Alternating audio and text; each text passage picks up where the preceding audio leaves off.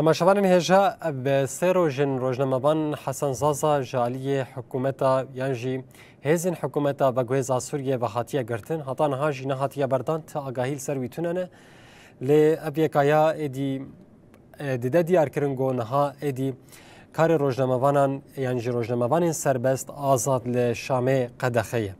جبونا کم ویم جاری باوی کی برفرهتر نقاش بگنه مبره خو بدن باجر قامش لویده که هفسروک ایکتی راگهاندنا آزاد اوین ابراهیم لگل محاضره اوین دمات خوش به جبوه که اون چید بیجن گرتناوی ته تفگرک و ته علاقه و به شامیر هی جبونا که مامسته حسن زازا دما حمو تماشاوانان خوش بش و روجا ایمیل تو هفته مها حزيراني بداني عسل دما مستحسن زازا بكمينك هات دستگیر کردن و حتی روز ایرو جرافی چی گفت معلومات آگاهی دائما حتی آنها ویکیلیه رغم بوق ام تباهید نوات بگریدن نوقتنی اختیارات هندنا آزاد لهن عالیه دن جراسی مخصن نوات بگریدن حتی ویکیلیه جهین آگاهی درباره ما مستحسن ده نهاتن بدستن بگمان دوی درباره ده ام جد دقاقوگ مبیستی ما مستحسن هاتی دستگیر کردن و حتی ویکیلیه هر ببردوام جیدان مستانسنه ملگر رخصنین پاراستنا مافی روزنامه‌بانان هر وها اوانا خوشی یعنی نوات کلیدن وقت چی بیجی و قالك سازين مروفي وما پاراستنا مافی روزنامه‌بانان لقل مدنابا پیوندیه دنه جبوگو که امکاربن راستی دنابان سی روزاده امتنی چارن بیسا ما مستحسن ناس بکن و امکاربن راستی جو خوب کینن آلیه پیوندیدار و ام بزانن سدمی دستگیر کرنا ما مستحسن چیه و هر وها ام چارنوی ساوینا بزانه بن لکیجا آلی بتایبت هاتی دستگیر کرن یانجی لکیجا آلی لکیجا دبرید مینه آنا لراستی جی حتی بیکی لیهن آگاهی زلال بوگ امکاربن بیجن جبو تماشوانا روشا ما مستحسن و آگاهی اند درباری وینا دهینا نهاتن زلال کرن شخوا دنابابان چند روژا ده ما خواجی وقتا خویانی دا هر وها ما خودهان یکیتیان اف دولتیان روزنامه‌بان عرب برگوگه ما مستحسن وينري كتيانا بدولة روزنامه‌بان عربي بتايبتين وينري وانايل سوريا يكتيانا بدولتي في درباري داخوياني دا وحمو كريارين حكومة ادم كيا سوريا شرمزار كرن تايبت لهم روزنامه‌بانان وهر وهذا فاس كرن جو بچاره نويسا ما مستحسن اي بيزلال كرن يعني راستي جي وهم ما مستحسن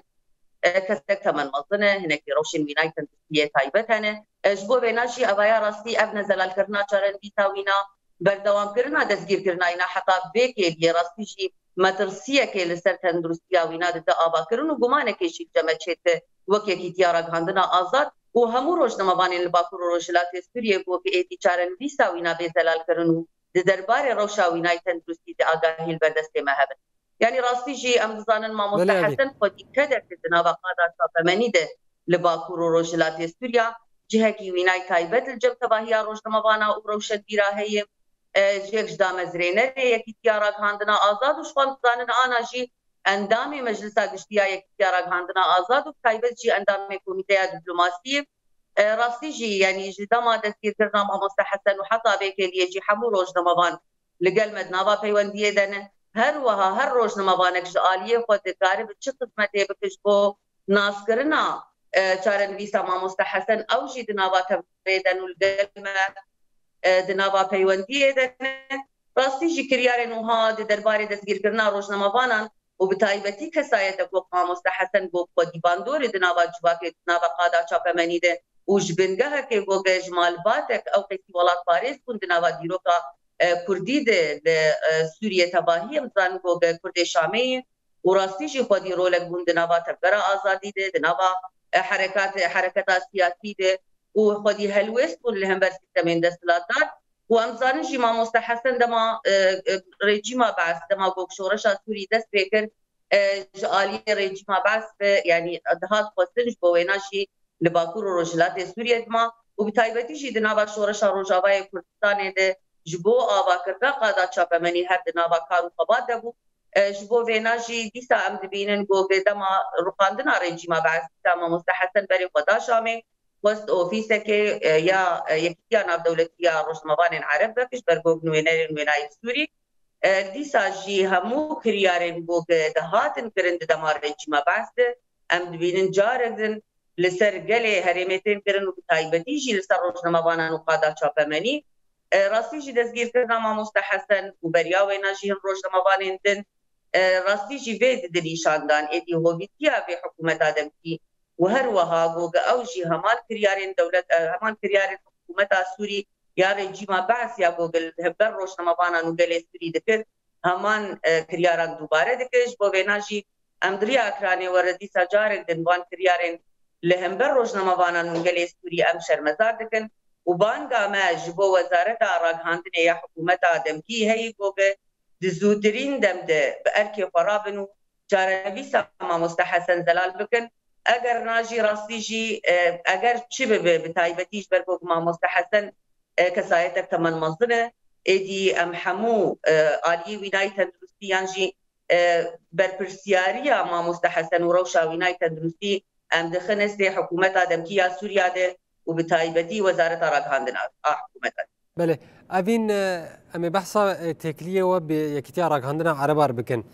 تشتكي ام بيجن تقز خستن اف دستي وده گوتن تمام ام السربيه كي بسكنن